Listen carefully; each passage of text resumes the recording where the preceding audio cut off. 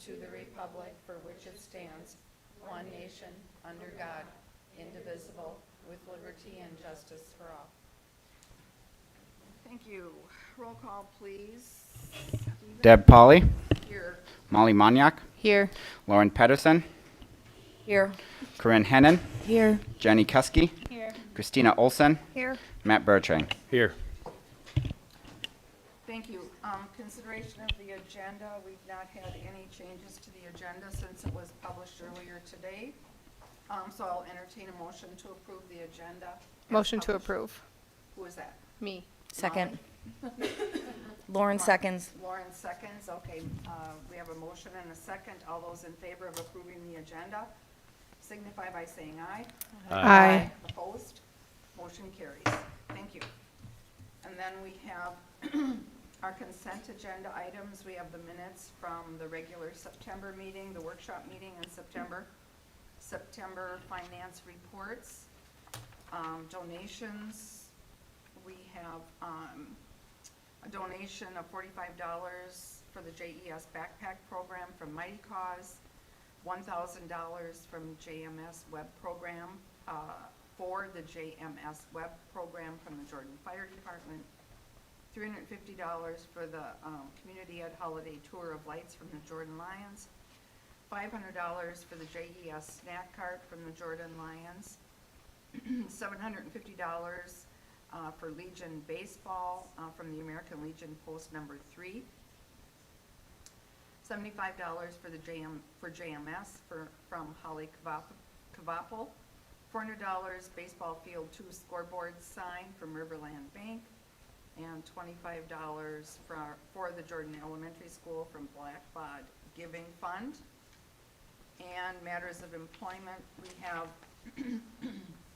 the hiring of paraprofessional Jennifer Church. She's an ELS, lane 2, step 12 at $22.02 an hour. Nicole Anderson, cook's helper at the elementary school, lane 2, step 2 at $20.75 an hour. We have the retirement of Lisa Menden. Thank you, Lisa, cook's helper at the elementary school for many years. And the resignation of Crystal Lamprecht, paraprofessional for ELS. We have a leave of absence for Annie Lundborg and Molly Barsh. I will entertain a motion to approve the consent agenda items. Motion to approve. Lauren, is there a second? I'll second. Thank Jenny. you, Jenny.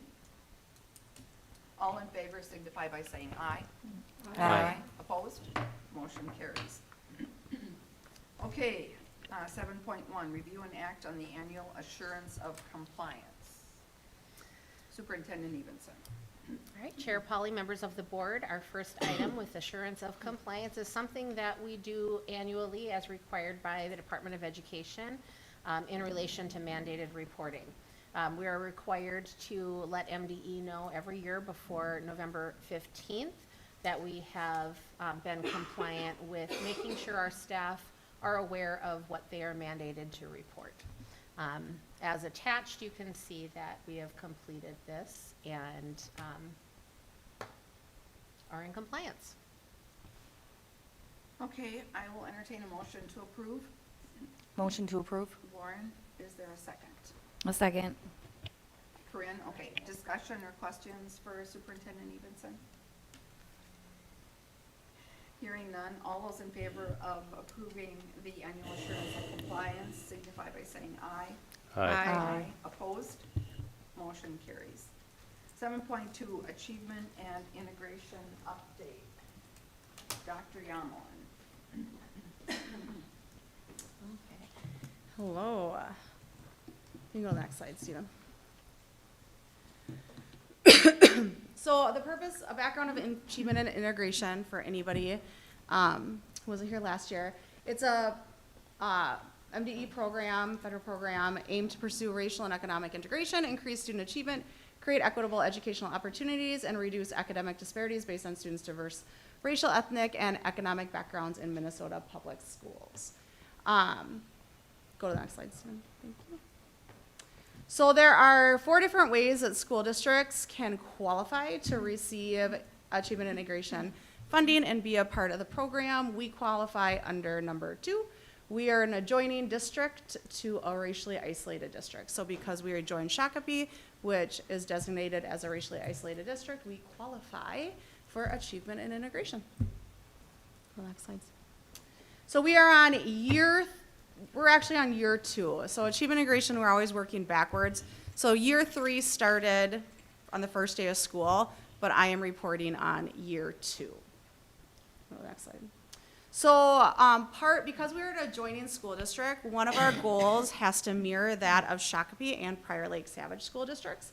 So goal number 1 is our cross-district caring and committed conversation. So this is the exact same goal with Shakopee and Prior Lake. So our goal was students in grades 6 through 12 who participate in caring and committed conversations will self-report an increase in comfort level from baseline data to 80% comfort reported in each of the following areas: self-confidence and SEL skills, elevating voice, advocacy for change, leadership skills, and connectedness to school by the end of the 2026 school year. And currently we are on track. So we got our baseline data in year 1, and currently each year we are looking at that 80% comfort level in each area. So currently we are on track. And then we have 4 more goals from this ANI plan. Goal number 2, student achievement groups. Students in grade K through 12 will have access to student leadership groups. We are on track. All 3 buildings have their leadership groups established and are currently in progress, and it has been consistent for the last 3 years. Goal number 3, tier 1 instruction. We are partially on track for this goal. So the goal was focus on MTSS tier 1 instruction based on best practice pedagogy that supports academic achievement for all students. So we are partially on track. We do have teacher, school climate, and culture building teams that were established. However, we kind of had to restructure this format simply because each year with the different leadership groups and the different teacher committees, it's kind of changed. So because we had to change these groups the last 2 years, and we changed it again this year, some of the data is going to be skewed when we report that. So we are partially on track. More teachers will be able to take part in the professional development, which is the ultimate goal, but our actual goal, we're partially on track. And the last one, REACH. Increase elective study halls in REACH in grades 5 through 12, focus on academic achievement and social emotional learning. We're on track. REACH study halls are currently established in grades 5 through 12 with active participation. Any questions on the goals? I have a couple. Yeah. For goal 1, how are we measuring that? Like, how are you measuring the comfort level? Is there some test data or something, and what kind of? It's a survey. Yep, we created the survey. Well, we, Shakopee and Prior Lake, created the survey in each of those areas, and then students self-report their comfort level. So what kind of questions were on that? Like, do you have a couple of examples on, like? I could pull it up. One is, how comfortable are you speaking up in a large group that's like advocating for voice? Okay. So that would be an example. Another one, can you go back to the first goal, Stephen? Another one was connectedness to school. It was simply that, how connected do you feel to school? And there was a Likert survey with that, where they could put how connected they feel to school in it. Okay. And then the funding for this is the 183 per year? Yep, that's the next slide.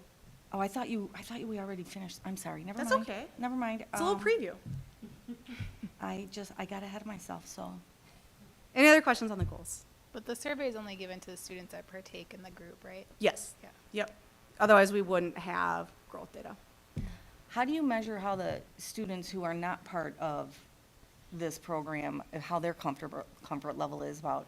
We don't, because this is specifically tied to the achievement integration students on the leadership groups. Okay, yeah, I get that, but do we also look at other students to see if they're comfortable? In different ways. I mean, in each school district, each like building, Okay, we'll measure that in different ways, but we only measure according to the ANI specific students who are involved in the leadership groups and tied to the caring and committed conversations. Okay. For this program. And that assessment is part of the requirement of the funding of ANI. Yes, Yeah. yep, and it's just what Shakopee Prior Lake all decided upon and kind of created together based on the SEL skills. You can go to the last one, Stephen. I don't know why this formatting got all wrong with the PDF, but these are the interventions currently in place so that we can make sure that we are meeting our goals. We will hire and retain REACH teachers in grades 5 through 12. We hired and retained a .5 culturally responsive pedagogy specialist who works with not only our leadership groups, but also staff for that MTSS Tier 1 support. We focus on MTSS Tier 1 instruction to support diversity and meet the needs of students in the classroom. Each district in the collaborative will, so that's Shakopee and Prior Lake, will identify student leadership groups that will engage in leadership development and training, and they get that through the conversations. And then Jordan Public Schools will focus on building and maintaining student leadership groups at each level. And then this is the budget, and Amy's here so she can perhaps answer any questions on budget, but that is our current budget for this school year. Did you have a question on budget? Do we ever exceed that budget? Do we exceed it? Yeah. No. Do we overspend on that budget ever? No. We do? No, sometimes we supplement it, so, because we can pay for the .5, culturally responsive pedagogy, but that person also might have part of their salary paid for by the APAC. They might also have part of their salary paid for by another chunk of budget. So, do we spend more than $183,000? We only get $183,000, but it pays for portions of people's salaries. Right. I understand that piece of it. So you have somebody whose 50% of their salary comes from this budget and 50% comes from a different budget. I get that. Yep. My question is just simple. Do we spend the 183 or do we overspend? Like, do we, Can you overspend it? We spent 100. You use it. We use it all. I mean, if there's I get a you, chance- you, I mean, if there's a chance that we would overspend, I would have to supplement that from the other budget and recode it. In my terms, that account cannot go over budget. It's a restricted fund balance and it can't go in deficit. okay, I understand that, but we do have the potential to potentially supplement the funding for that from our general fund. True, but like say we budget money in supplies that we don't purchase, we can use that money somewhere else within those funds. We don't necessarily have to. So we haven't overspent in so when we sit down to create the budget, we have like so much money that goes to supplies. We don't overspend that. If we're out of money for supplies, then we don't buy more supplies. And then what Amy is saying, sometimes we underspend in certain categories and then we can shift that money. So I think 2 years ago, there was we did more field trips and we spent less in one category. So we could do a little bit more in the field trips, but we didn't overspend that 183. You can't overspend. That's what you get. I So you must- We're have- not must not supplementing, be- we're not supplementing. I must not be asking my question correctly, because I get that we can't overspend. Can you And ask it again? I get we have a budget, but we have a budget of $200,000, or whatever it is, 183 or whatever. My question is just as simple, if we're supplementing it out of the general fund, if that's what we're doing. Not for these specific programs listed for the goals. We haven't supplemented. So we are them. able to budget that exactly and spend it exactly Exactly on for that that. stuff, and okay, that was my question. Because we've had to say no to like a kind of supplies for like an activity at the end of the year, I think year one. Like, no, we're at our capacity for A&I, so we have to say no to certain things. Okay. Can't overspend on it. Okay. You don't. That was what my question was. Got it. And that's it for the A&I update. Any other questions? New plan will be coming soon, March 15th. So, because next year will be the start of our new plan, as long as we still qualify. And you're anticipating that we'll still be There hasn't been any change we'll be in to, a relationship with Prior Lake and yeah, there Shakopee hasn't been as of any members. change to, MDE has not said anything about any changes to the program or how we're qualifying for the program or anything like that. So, as far as we know, no. I think the only change I'm aware of is in the funding. I think it decreased by a few $1,000s Yes. this year because MDE clawed back some funds to pay more for their administrative overhead at MDE. So the school districts will get slightly less money and MDE will have more people in That's the the A&I only department. change I'm aware of. I do have one question, Erin, sorry. Yeah. On the first slide, it showed like, option number 2 was how we qualified for this. Yep. Do we have to do it because we are, No, Like in you can conjunction opt out and shopping? say no Okay. to the money. Okay, I was just curious, like, I what, thought it was worded kind of weird. As far as I know, you can potentially opt out, but no, you, Why would you want to? yeah, but I'm not 100% sure on that either, because no districts that we work with have ever opted out of it. So I would assume you can, but maybe not. Hey, I'm not saying that we should or. Yeah. Like, I was just asking because the way, there was something in there that was worded that made it sound like we had to do it because we were Yeah. joining, another district. I that- can double check on that, because I don't know off the top of my head. Any other questions? Thank you, thank you, thank you. Okay, don't go too far. The next is an action item, review and act on CACR. Again, Dr. Yamla. Steven, can you go to the presentation? So this is part 2 for some of you who are at the overview, who are at district advisory. You got a preview already. So this is the Comprehensive Achievement and Civic Readiness Plan. So this is Minnesota statute. School boards are to adopt a long-term comprehensive strategic plan and support and improve teaching and learning based on the guidelines of the Comprehensive Achievement and Civic Readiness. So this is, maybe you're more familiar with World's Best Workforce. During the 2024 session, they just renamed World's Best Workforce, that has been around for around 10, 15 years, to the Comprehensive Achievement and Civic Readiness Plan, which we call CACR. All right. Oh, go back, Stephen.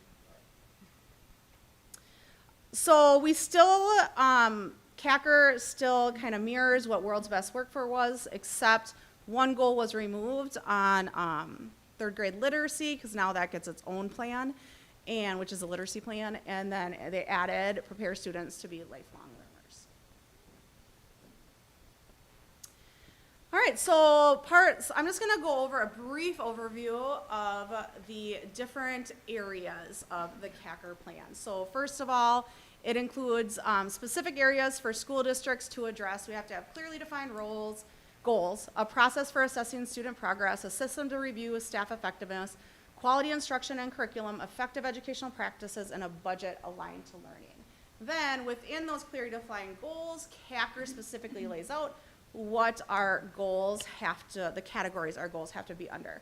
So we have to have all children are ready for school, all racial and economic achievement gaps between students are closed, all students are ready for career and college, all students graduate from high school, and all students are prepared to be lifelong learners. And so these are our goals, and these were created by building committees, leadership, different stakeholder groups. So our first goal for all children are ready for school. The district will reach at least 90% of resident 4 and 5-year-old children, complete early childhood screening prior to the start of kindergarten for fall 2026, as measured by the developmental indicators of the assessment for learning. And this is a goal Melissa Barnett, Principal Barnett, and Jenna Wendorf really worked on to create that would really make sure that our students are in the best possible position coming into school. All racial and economic achievement gaps between students are closed. So this is specifically tied to reading. The district aims to reduce the achievement gap by 5% between EL and non-EL students as measured by the spring 2026 MCA reading test. So, yeah, that is where currently our biggest achievement gap is between ML. MDE still uses EL, but updated language is multilingual learners. So my goal is still written in MDE language, but when I talk about it, I always just say ML. That is where our biggest achievement gap lies. So that is where our goal is focused. All students are ready for career and college. At least 90% of students will create a personalized learning plan by the end of their 10th grade year. And then all students graduate from high school. Jordan High School will remain above 92% in the 4-year graduation rate cohort model for the school year. And the last goal, which is the hardest to rate because it was new last year, but also it's probably one of my favorite goals looking at it. By the end of their senior year, 80% of students will have been enrolled in at least one Summit Academy course or a career and technical education course designed to bridge classroom learning with real-life passions and future career goals. Any questions about, you can go back to the next page, but any questions about the goals? You can take a breather right here. I have a question on how we track the graduation rate. Because I know, it's the Of course code, you're like, gonna ask that one. How we track it or MDE track it? how does the MDE track it? It's a percentage of students, so if a student is enrolled in ninth grade for like a week and then leaves us and ends up not graduating, a small percentage of them not graduating is then reported in our graduation rate.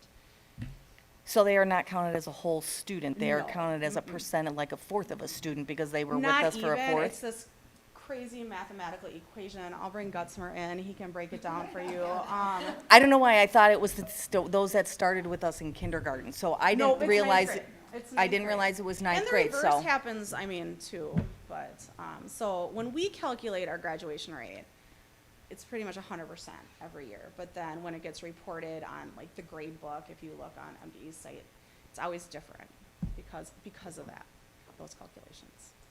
Okay. I feel like it who starts with a senior year. I mean, 'Cause that would be nice. That's the but- year that matters. Yeah, Yeah, but even seniors like sometimes change schools and then If that. they change schools, then they should just fall off altogether. mm-hmm, yeah.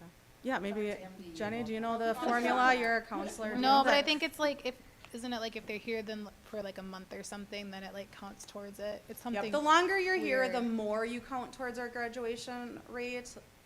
So like if you're here for like up until the end of your senior year and then and transfer and then don't graduate, it's gonna factor in more heavily. Or like if you have a student that like transfers to like an alternative program and then they take extra time, like then that counts, like that portion would ding our numbers. Mhm. So it's a huge formula that Yeah. I do not know. And I don't think laugh anybody because knows it's the any- hardest question to answer. I know. I don't think anybody knows the MDE formulas, that they come Yeah, I've never together even seen with the formula, anything, yeah. whether it's your dollars per student, whatever it is, it's just they complicate, I've never overcomplicate seen the everything. formula, just the description of how it works, so. Yeah, any other questions on the goals? Okay, then the next section is instructional and curriculum review process. So we have an ADS needs curriculum review process. So what that means that stakeholders assess how instruction and curriculum compares with current research-based practices, focus on that alignment, and then the implementation of continuous improvement. So it's an ongoing process of evaluating how well a program is being implemented and determine whether the program is meeting the intended outcomes. And again, sorry, I had something in my throat. Stephen, you can go back. Sorry, I keep doing that too. And again, with this, it is that ADS needs rather than kind of the archaic view of every 10 years, the ELA department's up for review, and it's the only time you get to buy new curriculum or something like that. Really, we're looking at any big changes, like new standards, something's changed in that area. So for example, if we waited 10 years for any of our tech classes to become reviewed, we'd have the most archaic curriculum possible. So things can, if things change in that program, that can spark a review. All right, now the next page, Stephen. Professional development. The purpose of professional development is to continue offering targeted and personalized professional development, supporting strategic goals and commitments to support instruction for all of our students. And we're really focusing on that 21st century curriculum, focus on standards-based instruction and teaching strategies based on best practice. Our budget, and Amy can maybe answer any, sorry. Amy can answer any specific questions about this, but in Jordan Public Schools, our funds are primarily aligned to learning and student support, which is evidence in our resources, using our resources where it matters most. So you can see the chart that Amy made for us, where we are spending our money primarily on students, 72%. Any questions on budget? The dollar amount there, just percentage breakout, do you know? She knows, she's Okay. got it.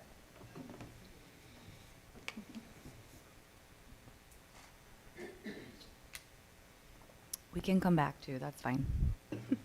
We'll come back I to mean, it. it's like in the millions. Yeah. What's our overall budget, like 22? 72% of 22 million, roughly. I think that's what our total budget is. Approximately, yeah. Yeah. Amy's got the exact, but we can. That's fine.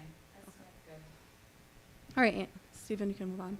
Equity and staff effectiveness. So part of CACR legislation and focuses on ensuring all students have equitable access to excellent teachers, and that we have a process in place to make sure that we have equitable distribution of our teachers and strategies to ensure all our students have great teachers, and we do. So our employment data, 1% of the district's teaching staff was considered inexperienced, so that just simply means less than 3 years of teaching experience. 3% of the teaching staff was teaching out of field, and 95% of the teaching staff held advanced degrees. No staff members were on a performance plan, and the district did not find any gaps in relation to equitable access.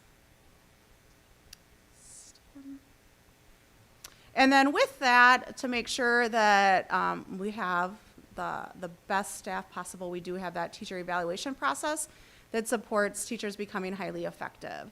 So some of the basic tenets of our TD&E plan, Teacher Development and Growth Plan, is to improve the quality of learning experience for all students, to facilitate communication and cooperation between staff and administrators, to provide specific assistance and feedback for staff to promote professional growth, to provide continuous written record of professional staff performance and service as an acknowledgement of effective job performance, to aid the teacher in gaining insights as to strengths and weaknesses, and to provide a vehicle for continued improvement in job performance, and to provide a basis for the principal supervisor to recommend. And that's the basic areas of CACR. Any questions on any? Oh, Amy's got some hard numbers for us. Okay, what was the percentages or the dollar amounts? Okay, so the district administration and support is $2,055,000. The student instructional services is $18,439,000. Student support services $2,096,000, and facilities and operations is $3,145,000. Thanks, Amy. Thanks, Amy. Any other questions about CACR, Comprehensive Achievement and Civic Readiness?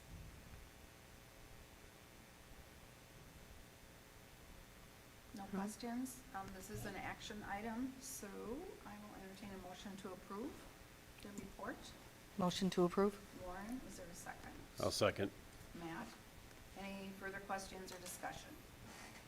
Hearing none, all those in favor signify by saying aye. Aye. Opposed, same sign. Motion carries. Thank you. Thanks, Dr. Yamlin. Okay, 7.4, review and act on the 2025-2027 EMJ agreement. Superintendent Evenson. Chair Polly, members of the board, the EMJ group did ratify the contract a couple of weeks ago, and per our practices, I bring the contract forward for your approval. First, I want to just give a shout out to Deb and Lauren and Matt. We held 5 meetings, and honestly, we made really good progress. The first meeting, we actually don't talk or negotiate at all. It's just kind of norms and procedures and all of that. So we were able to settle in 4 meetings.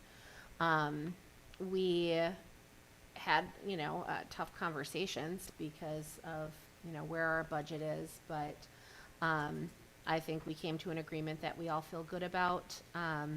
We did 1.75 on year 1 and 1.75 on year 2, plus their steps. We had a $2,000 insurance contribution, and then had some language updates. One of the things that we did adjust is with the early learning services staff with their contract, and having that shift from an hourly salary schedule to an annual salary schedule. It's something that we've honestly, this is my 3rd contract negotiating here in Jordan with this group, and it's been a topic of conversation every time. So it's taken some time to get there and work through the details with that. Outside of that, we had some other language things that we needed to clean up within the contract. Our hope was to keep total package, around 6%. We came in at 6.17 total package. So it's my recommendation that you approve.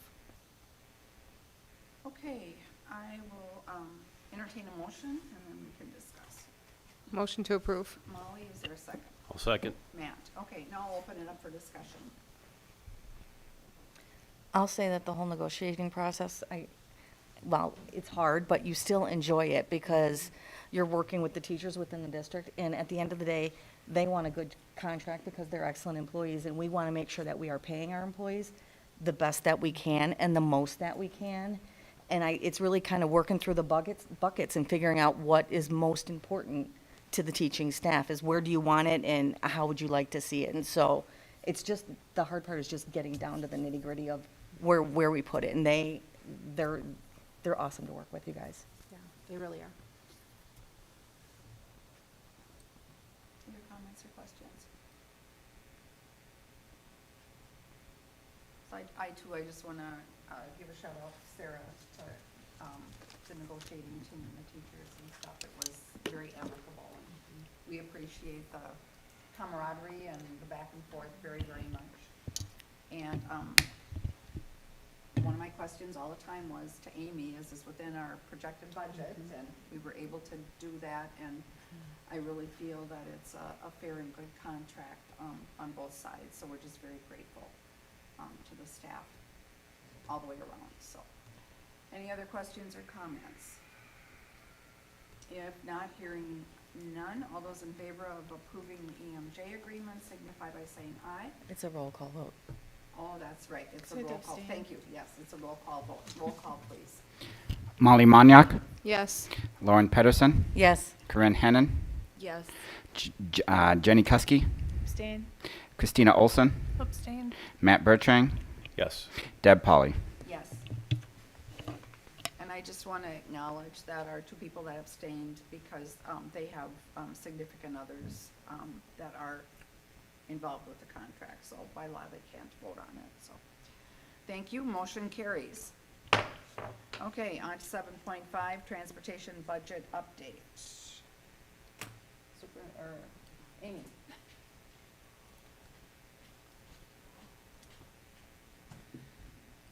Hi.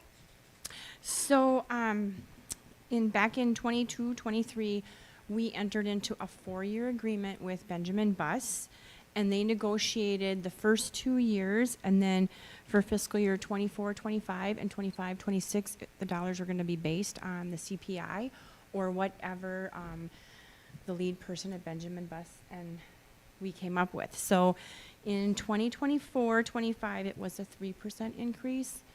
And this year, when I met with Eric on the bus, we agreed to a 2.75% increase, and that's on the regular routes.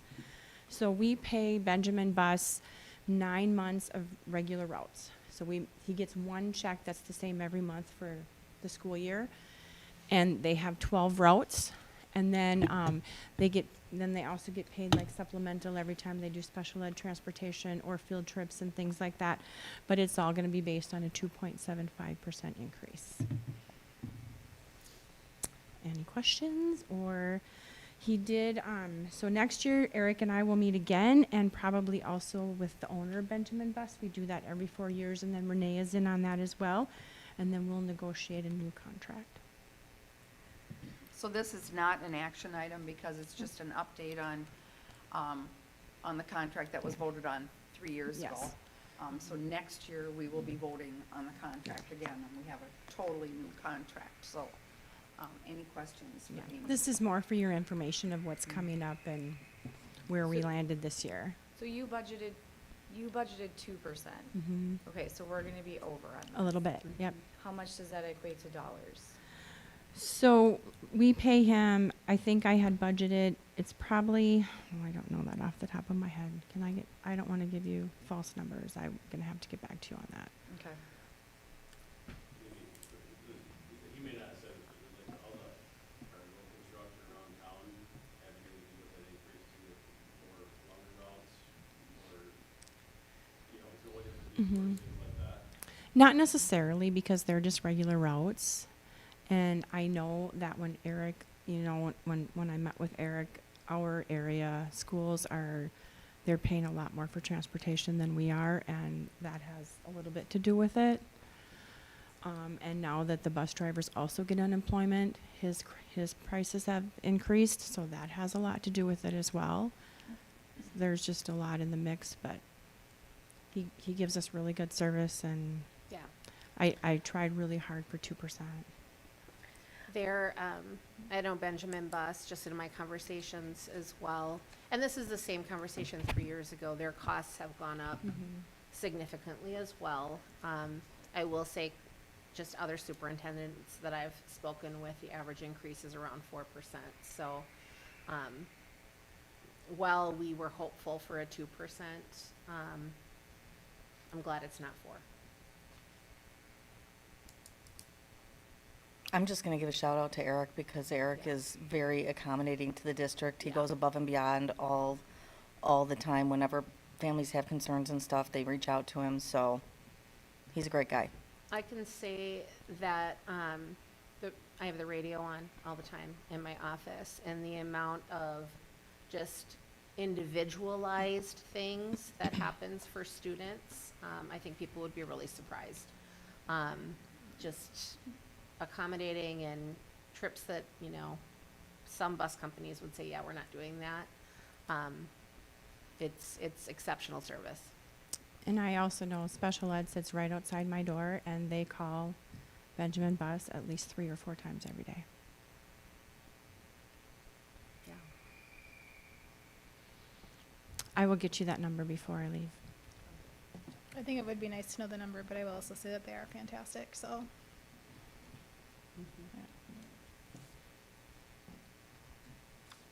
Okay, thank you, Amy.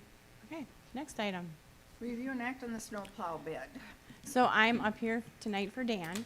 Dan had previously gone out for snow removal proposals. It's not an action item because we don't fall within the dollar limits, but he did solicit 3 companies, and only one of those returned the snowplow bid or the proposal, and it was SM Henches, and they have done our snow plowing, I believe, for the last 3 or 4 years. And their proposal came back very competitive, and we are recommending that we go with SM Henches again for this year. And if I can interject, we are going to review and act on it, even though it's not required. It's nice to do Okay. that. Yep. Is this similar prices to what we had like last year? Yes, when I looked, it maybe went up just a couple dollars, but not a lot. And we only use them when we use it, right? Pardon? Like, they only charge us, like, when we Yes. get snow, like, if there's a lack of snow, right, then we save money? Yes. Yep. Yep, we pay them every time they come into the Yeah. parking lots. Yep. 2 winters ago was the best winter ever. Yes. We didn't pay them at all. I mean, but not for them, but for us, it was amazing. I don't think we're gonna get so lucky this I winter, don't think so either. unfortunately. Why does say that. everybody keep saying that? Because we Farmer's want Almanac. snow. We're due, Lord. Yeah. Like 12 feet. This is not the year I can leave the state, so let's not have a lot of snow. I don't want a lot of snow either, so. Okay, review and act, so I'll entertain a motion to approve. Motion to approve. Molly, is there I'll a second? second. Jenny, second. Jenny, any just further discussion or questions? Hearing none, all those in favor say aye. Aye. Opposed?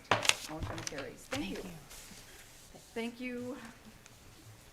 Amy. So on to board and administrative reports. Superintendent Evenson. Okay, a couple of things that I'm going to share that actually aren't in my report. I got some really good information today. As you're all aware, we were engaged in the Feed My Starving Children work sponsored by Scott Equipment and some others. And I learned today we packed 516,024 meals, which will feed 1,400, actually 1,413 kids for a year. So that's kind of amazing. And we had students and community members, staff, it's pretty great. I love that we get to do that with our kids, so. Thank you to all who put in that hard work. And I know it's no small feat to host it here at the CERC. Colin and team do a really great job and cleaning up all the soy because that's an allergen and all of that. It's a little extra, so a lot of gratitude there. You may notice some thank yous have been passed around. You each should have one. But our JES kids made you all a poster that's hanging up there, and just some individual thank you signatures. Those should be passed around today. And that is in honor of September Board Appreciation. And they shared that at the end of September, so this is the first time we've met since then.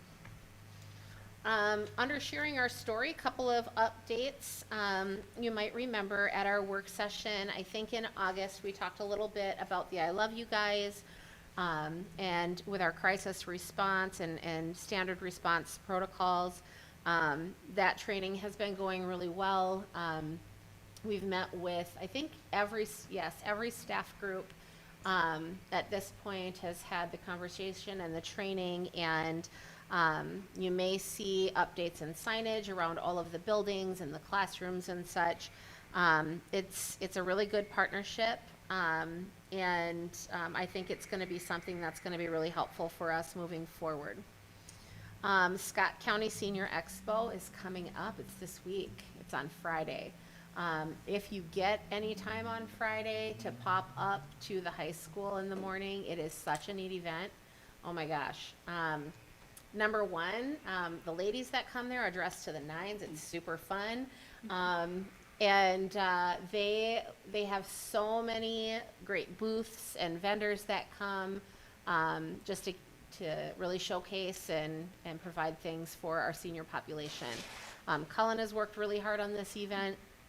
And Kelly Razor with the plated lunch. I think they're doing tater tot hot dish this year. So that'll be happening.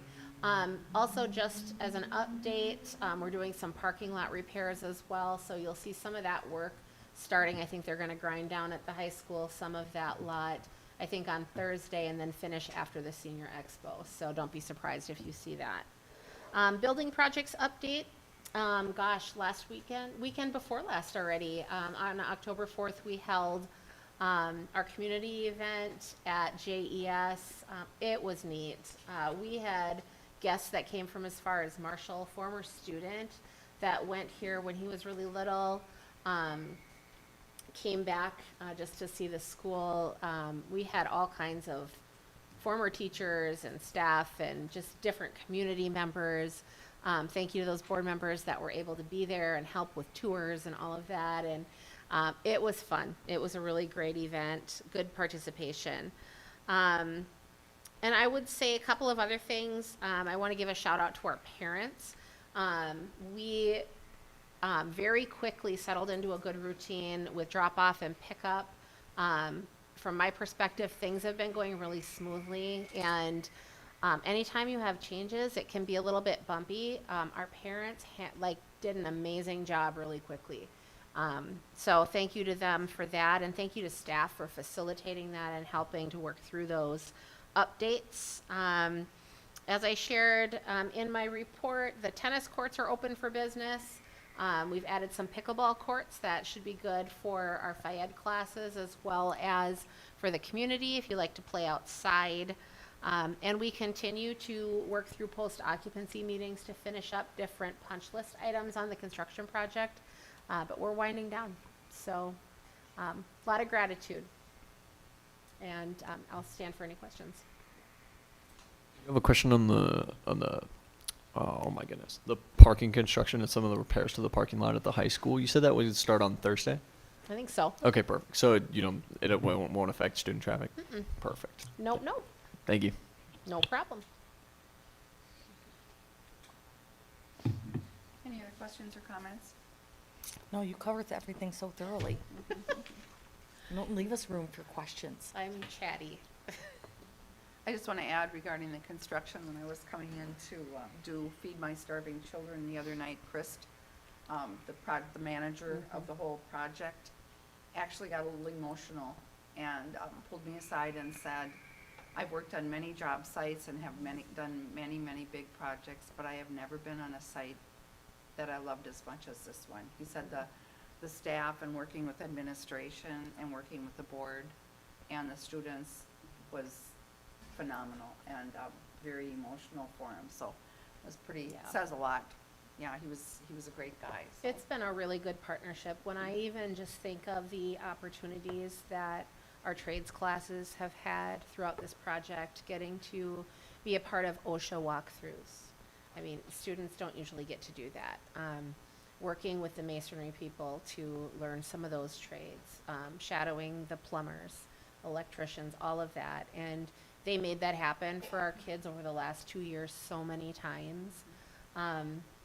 It's been a really good partnership, and so we've had a lot of appreciation for that. I do have one more update. That number, $19,317.78 more than budgeted for transportation. Oh, Yeah. Yep. Okay, thank you. Thanks Yep. for that, Amy. Okay, any questions about any of the other administrative reports? Or comments? Okay, Henry, our student rep. All right. Hi, guys. Hi.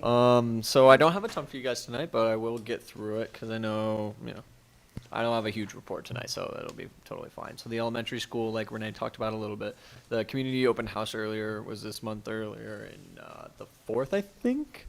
And yeah, I talked to a couple of parents that had went, and I had talked to some of the high schoolers that had also had parents that went and said it was a very good event that was very well planned out, and lots of people had a great time.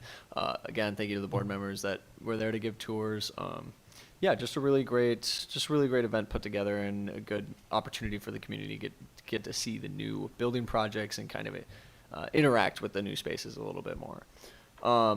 The elementary school also had their PTO Kindness Carnival, I think last week, and I heard that was a huge hit as well.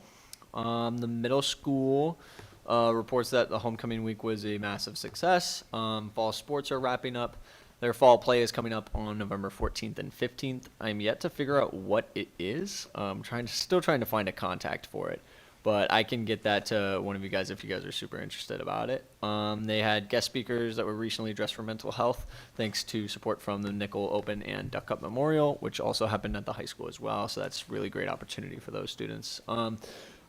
Like what Renee talked about a little bit, Feed My Starving Children, sponsored by Scott Equipment. That was also a very good opportunity for the students to do. I know I did it on Friday, and it's always super fun being able to do Feed My Starving Children, and to know it's going to such a great cause is such a great opportunity for our students and for individuals in the community to be able to have access to that, right here at the Cirque. So a huge shout out to Cullen Bond for making that happen, and you guys for accommodating for this space. The 6th grade students recently had field trips to the Kerfoot ropes course and Fort Snelling, which I heard was huge success, and they have their conferences tomorrow night.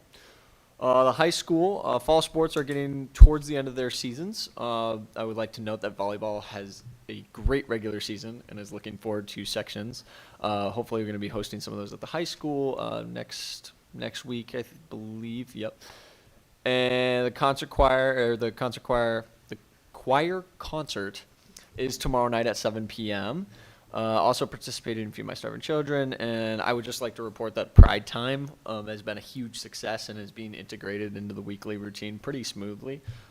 So, yeah, that's pretty much all I have. Do you guys have any questions for me? Any questions for Henry? I can confirm the JMS play. Oh. The Brothers Grimm, spectacular-thon. That was a word I've never said. And that is on November 14th and 15th.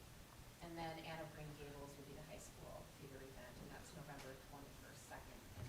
Perfect. Thank you. Great, thank you. No more questions? So you said that was November 21st, the high The school high play? school one, 21st, 22nd, 23rd, and then the middle school is the 14th and 15th. Thank you. Yep. Okay, great, thanks, Henry. Yeah. Okay, on to standing committee reports, budget finance, calendar is at Met City School. We are not meeting this November, I month. think. We're meeting in November, and that's going to be 10th? the full city council and the full school board. So make sure you have that. We're gonna meet here. Yep. So make sure you have that on your calendar. And we meet at 5 o'clock. 5 o'clock. Okay. Community Ed and Rec, Corinne. We meet on Monday. Lauren's gonna go on next Monday. Okay. District Advisory, Jenny? Pretty much got the lowdown from Aaron. That's pretty much it, yeah. Okay.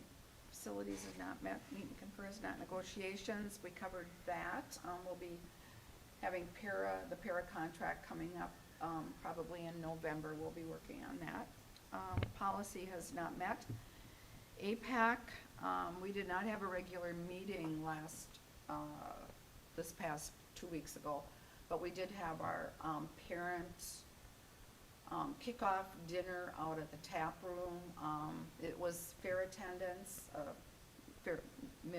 just fair attendance. But the families that were there were very interested and very involved. And they have a lot of good things coming, a lot of good activities coming up. Booster Club, Lauren and Christy. They talked about the Drive for Your School. They had 219 completed surveys, so they earned $4,380. The max was $6,000. Another topic that they talked about was the band group had approached them about doing senior banners like they do for the sports. And so then they went into conversation about what other activities to do these for. And so it was approved to move forward with band, and then that they would also do this for other activities that are part of the boosters, such as choir. I think robotics was one that they talked about, and speech. The gala letters went out. That is going to be the weekend of the Super Bowl. They discussed using the gala fund a need as what they would be raising for would be a new spotlight for, Stephen would know better than I do, a new spotlight for the auditorium over at the high school, as part of the lighting upgrade that will be happening eventually, right?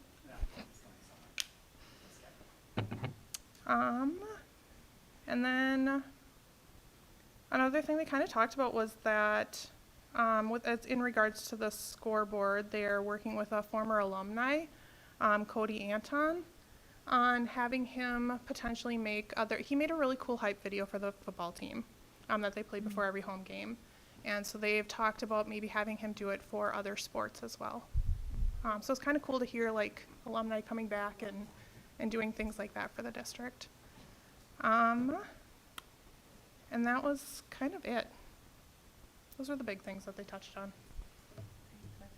And the scoreboard is phenomenal. It is amazing. It is amazing. I'm not gonna lie, I get like chills and a little bit of tears every time they play the hype video, even though, we've luckily won the last few games. It was a little hurtful that first one when we played it and we lost. I was like, clearly we were not running this town tonight, but for anybody who's seen it, like the song that plays during it, but. So I went to the 9th and 10th grade game before, just for a little bit of it before the meeting tonight, and the big discussion all around me was, I hear that's the second biggest scoreboard in the state of Minnesota. And we have the Booster Club to thank for that, because the district did not put any funding towards that, just the Booster Club. Yes, that was made clear, yeah. I love that. Okay, Ed Foundation, Molly and Jenny. Yeah. The next meeting is in November, where it is the presentation of the awards that the teachers got. So, what's that word called? Not. The grant. Thank you. Grant awards. But they did also have Give Like Jiv last Yes, Give Friday Like at the Jiv. football game, and they raised a chunk of money.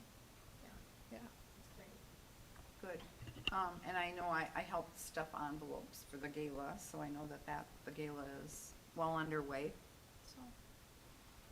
Okay, legislative, nothing.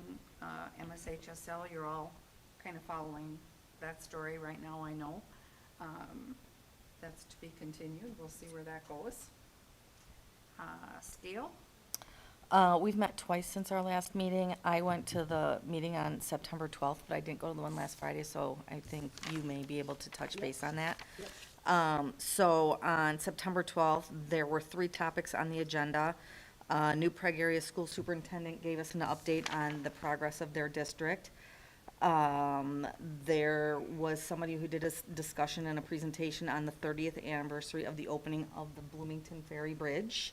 They had a lot of fun facts about that. I can't remember all of them, but I'm gonna ask, I'll say a few things. And then there was the panel discussion on the future of the fire services in Scott County. We had had that meeting before, and it was just kind of a continuation of that, that they talked about it. Just other things that, it almost seemed a little bit repetitive, but it was still very informational about fire service. So for New Prague area schools, 87% of their budget goes to salary and benefits. In the fall, they are going to be going for a operating referendum, fall of 2025. The tax impact for their community is roughly $20 per taxpayer on their property, not that big at all. And they're not asking for a lot. They're not asking for bells and whistles. They are just asking for maintenance of their community because they've had to make quite a few budget cuts between fiscal year 24 and 26. So let's do a little bit of praying for them, and hopefully they get that referendum passed. The Bloomington Ferry Bridge 30th anniversary. Anybody have a rough guess as to when they think the first brick bridge was completed? Trivia right now? Yes. 30 years ago. Brick Bridge in Minnesota? No, the first Bloomington Ferry brick bridge. What, you said 30 years ago. No, this is No, the, that's the It's my new last one. name, I It's should 30 know years this. old. 1856. I bet it's older than that. I bet it's See, like somebody got it. My 1803. goodness. what was it? 1803. No, not Older? 1803. 1700s?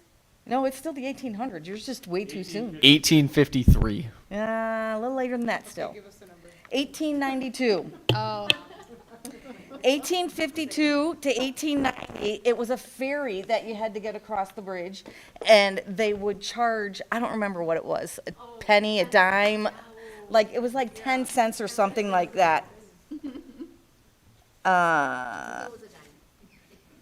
And then there was, and apparently the bridge has never flooded, but the road to the bridge flooded. So the bridge never flooded. Those were a few of my fun facts for the Bloomington Ferry Bridge. There were quite a few other ones, I just didn't happen to catch them. And then there was a lot of discussion on the continuing discussion on the fire departments. It was a lot of Q&A, and we talked about staffing and recruiting trends, where most of their calls were. Most of their calls, 70 to 80%, are medical and rescue services. 3.8% of their calls are for fire suppression, and 15% of their calls are alarm. So, but it was really just a lot of where their needs are: technology and equipment, and are essential investments, employee wellness, kind of all that type of stuff. It was really a good meeting. I wish I would have went to the second one, but I had a work emergency that came up that I had to address. This last Friday morning at Scale, they started with the city of Elko Newmarket. Their administrator shared some updates just about what's going on in their community, what's new. They talked about a new business that they have that's generating over $250,000 in new tax revenue just for the school alone, which is interesting. Also, they had a presentation on mental health. Dr. Ryan Lager and Dr. Tanya Ward from Scott County talked about some of the mental health services and partnerships that all of our Scott County districts participate in. And one thing I didn't know is that that's a 30-year partnership. They've been doing it for that long. And so there's been a lot of consistency and reliability with those services that has really been helpful for the schools. It did get me thinking a little bit more about some of the resources, that we might want to think about in terms of mental health for students in the future and all of that. But it was a really good meeting. We also talked about legislative priorities. And one of the things I appreciate about Scale's legislative priorities is it really runs the full gamut. They think about the interests of the townships, the counties, the cities, the schools, everyone that participates within that. And so one of the legislative priorities near and dear to my heart was the local control for our school districts and no new mandates, no new unfunded mandates, partially funded mandates, short-term funded mandates. Like, no, thank you. So I appreciated that. Good. Any questions? Thank you. SEAC, Molly? To meet November 19th. Okay, Southwest Metro, probably the big thing is we're in the process of, looking at buying the Morristown school that's closing. And, we have associate members down there, there's several of them, WEM, Waterville, Elysian, Morristown, and I think there's 2 others. So it's pretty complex and complicated, but the whole process would involve having to redo our joint powers agreement. So right now, Dr. Horton is working on all of the legal aspects of that, and that probably will be coming before our board at the December meeting. He was hoping for November, but I think December is probably more realistic. It would not be at a cost to us. He's working on making this a cost neutral thing. So that's the big thing, I guess, there. We did settle the Southwest Metro MEA Minnesota Education Association contract, as well as the other bargaining unit is also settled. They're still doing some shuffling around of programs and classes. They're looking at adding 9th and 10th graders to is it level 4, I believe, over here. Right now, the level 4 is only through 8th grade. And after MEA, they're looking at adding 9th and 10th graders, which will involve moving some staff and students. So lots of moving parts at Southwest Metro. Any questions? Okay, on to board reports. Lauren. That's who you're sitting there. I thought you start from the back. No, you get to start. Anything? I don't have anything. I'm sorry. Okay. I have nothing. Okay. I don't really have any updates either. Homecoming, the girls and seniors all got dressed up and went and did dinner together, which was really fun for them. The homecoming football game was exciting. So, yeah, it's pretty chill fall. Corinne? Lucky. We're in the thick of volleyball still with 6th grade. 6th graders are 11-1. Yay. So it's pretty, they're doing really good.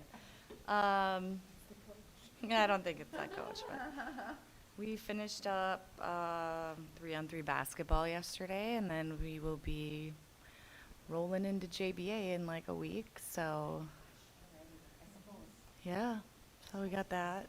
I love the senior kindergarten video. I finally saw it. Yeah. Grayson came home and I was like, "Hi, did you do anything fun today?" And he's like, "Yes.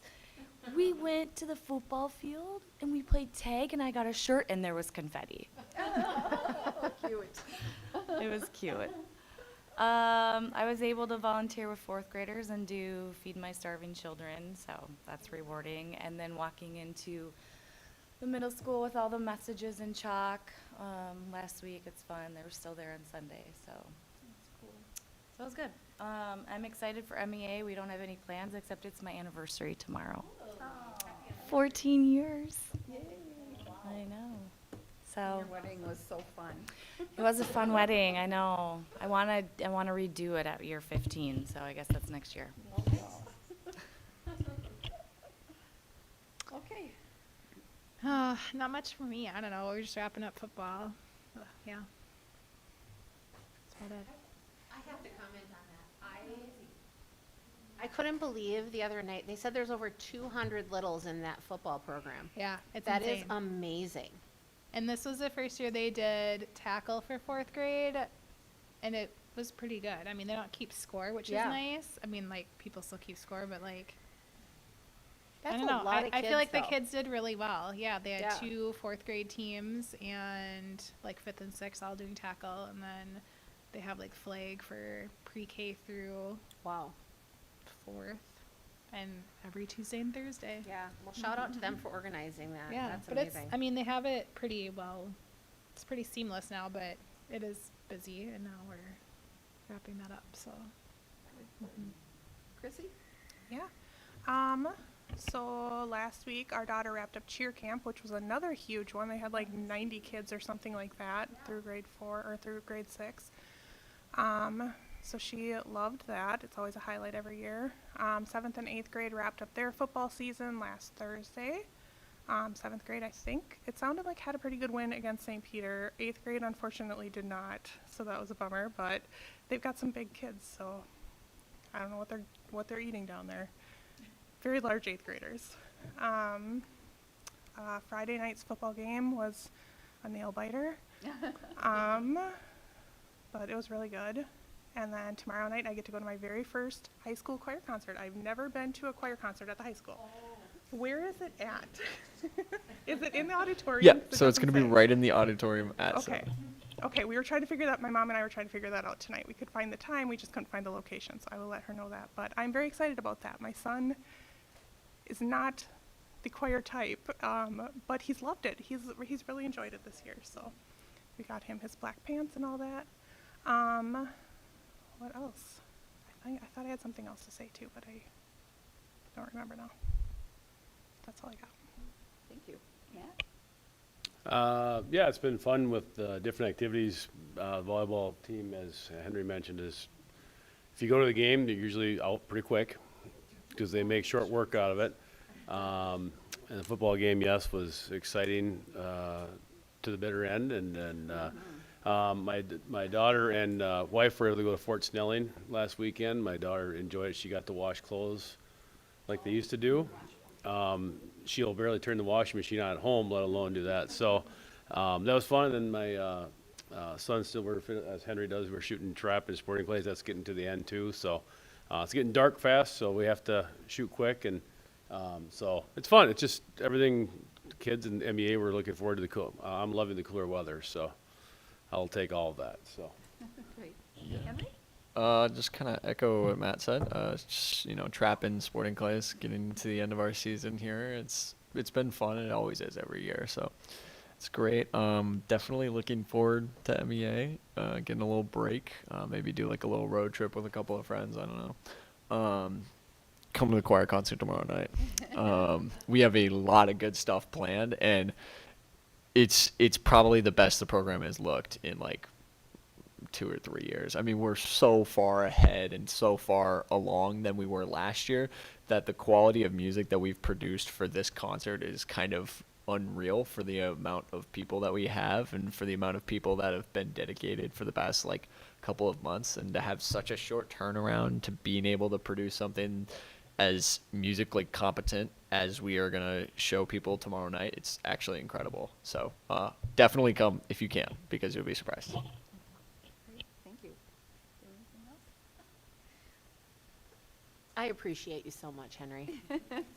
The fact that you just said musically competent is pretty impressive. But yeah, I guess I would just be grounded in gratitude. I am always, always so amazed at our students and the things that they do and the things that they don't do is probably even better. But our staff, this has been one of my favorite fall seasons. Our staff is amazing. The teamwork that I see within our buildings, our principals, our directors, and just the whole community in terms of wrapping their arms around our school to make it what it is just absolutely the most amazing thing. So a lot of gratitude for Jordan. Can I say one more thing quick? Sure. I love the teachers that are making cars move forward. And your mother is my favorite. And she means business out there. If you don't move forward, she's like, get up here. She's amazing. Yep. She sure does, yep. But I job, came in Terry. late one time, so we were the only car there, and I rolled down my window. I'm like, I'm stopping here, Terry, right here. So, but it's great. I think it's just keeping everything moving, and Yeah. it's great. And they do it with a smile on their face, Yeah. so that's great. I just had to say that. Yeah. No, thank you for that. I can't wait to see her tomorrow. Fun. I just want to wish good luck to all the teams in playoffs. I mean, our volleyball team, 21-1, they're really good. And I've been to a lot of the games. I think it's been over like 15 opponents they've faced that it's been in straight sets. Yeah. So it's like you're there for like an hour and a half maybe and you're out. Yes, I believe they beat Southwest Christian for the first time in like forever. Yeah, so it's exciting, and good luck to the football team, and yeah. Congrats to the Hall of Fame people. We haven't met since Hall of Fame in homecoming week, so just kudos to the staff and the students for staying safe and having a good homecoming week. The football game, I was so cold last Friday night that I kept saying to Renee, oh, I hope it's a big upset by halftime so I could just go home. And then we were like 8 seconds away from overtime. but it was great. But the most fun was seeing all the families there with the little cheerleaders and the little football players. It was just great community event, so that was fun. I did feed my starving children, and not only the fact that it's such a good feeling to do it, but I got to do it with the volleyball team. The coach, instead of having practice, brought all the girls over to do that, and it was just so fun doing that with them and seeing that our community is so much more. They're just wonderful, so, yeah, that's really all I have. Can I just add one more thing too? If you go to a volleyball game and you're lucky enough to have Mr. Henry here running the scoreboard, you might be blessed to hear him sing the national anthem like I was. And he did a remarkable job. Yes. So he does a remarkable job. So make sure you get there early enough to hear that, so. Sometimes I don't even get there early enough because I'm coming from trap.